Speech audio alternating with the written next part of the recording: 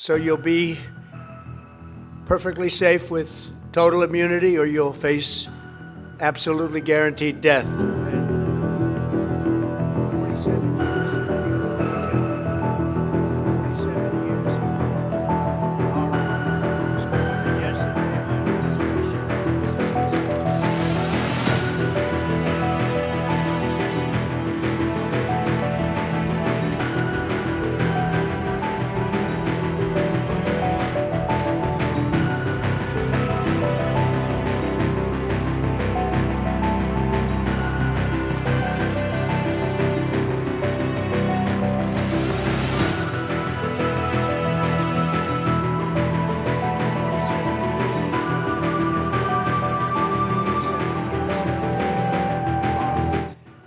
And I'm once again calling on all members of the Iranian Revolutionary Guard, the military and the police, to lay down their arms. They're only going to be killed.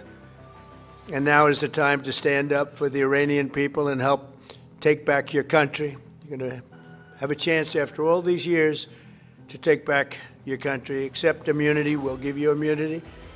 And we'll be giving you really the right side of history, because that's what it is.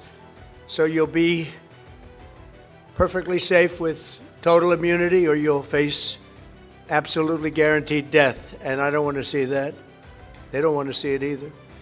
We also urge Iranian diplomats around the world to request asylum and to help us shape a new and better Iran with great potential. It's a country with great potential. There's much better future for Iran. It's now beginning. It's going to be, I think, a great future. And the United States will ensure that whoever leads the country next, Iran will not threaten America or its neighbors, Israel, anybody. If you look at what happened, they had missiles aimed at all of these other countries, Qatar, Saudi Arabia, UAE, many others, that weren't really involved very much, and they had missiles aimed. Well, they were aimed there long before this ever started. They were going after the entire Middle East. And then we came along. We blew up their party.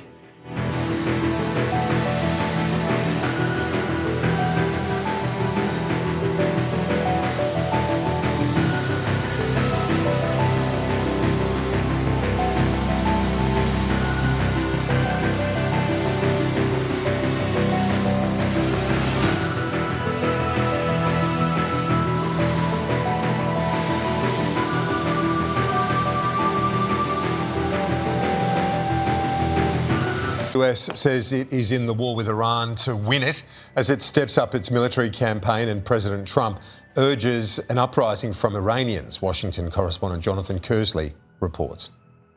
The conflict inside Iran is almost a week long, and it is intensifying. The US says it's going deeper into Iran, the Pentagon confirming B-2 bombers have been used to strike Iranian missile launches. Today, President Trump said he loves winning, and he was alongside a team of winners, the Inter Miami football team led by Lionel Messi, but he was firmly focused on Iran. The United States military, together with the wonderful Israeli partners, continues to totally demolish the enemy far ahead of schedule. The US says it has sunk 30 Iranian Navy ships in a matter of days. Iran's anti-aircraft weapons, according to the US president, are gone. So too communications and warplanes.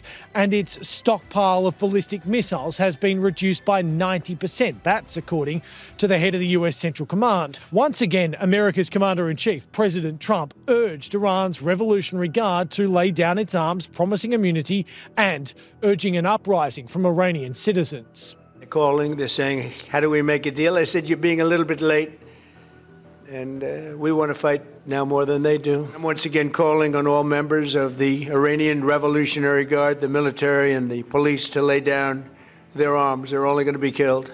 Secretary of War Pete Hegseth once again outlined America's mission today. He was alongside the head of the US Central Command, saying the US will be in this for as long as it takes. Iran is hoping that we cannot sustain this, which is a really bad miscalculation for the IRGC in Iran. You see, there's no shortage of American will here.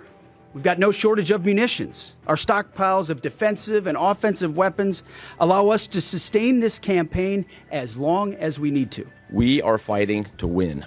Through combined U.S. and Israeli combat power, we will continue decimating Iran's ability to project power outside its borders. So we're not just hitting what they have, we're destroying their ability to rebuild. And so as we transition to the next phase of this operation, we will systemically dismantle Iran's missile production capability for the future, and that's absolutely in progress. Today, President Trump also had a message on regime change for Iran, saying in interviews with Axios and Politico, he wants a say in who leads Iran and that he does not want Ayatollah Ali Khamenei's son, Mujtaba, to succeed his father.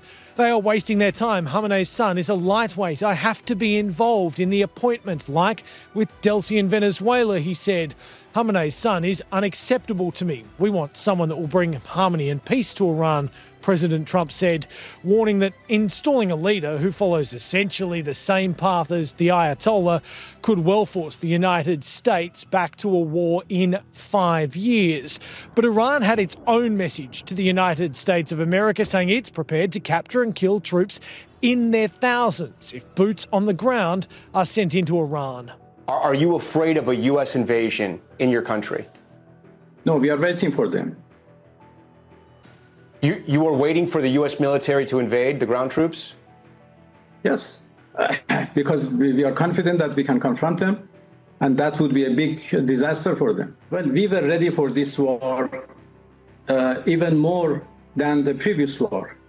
So you can see, the quality of our missiles, how much they are upgraded after the last war, because we learned lots of lessons. White House Press Secretary Caroline Leavitt said yesterday that right now that wasn't on the table, but didn't rule out President Trump making that decision. Iran's foreign minister has warned Gulf nations that they should be prepared for what he calls collateral damage as Iran continues to strike what it says are US military bases and government buildings.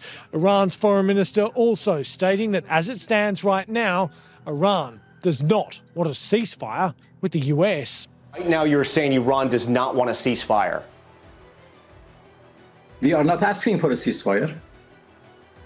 And we don't see any reason why we should negotiate with the US. When we negotiated with them twice, and every time they attacked us at the middle of negotiations. So there is no request for a ceasefire by us, and there is no request for the negotiation with the US from us. We have never sent any messages to them. And the United States says it has not struck with its hardest force inside Iran yet. President Trump says he's promising a bright new future for Iran. Right now, it's war that's raging.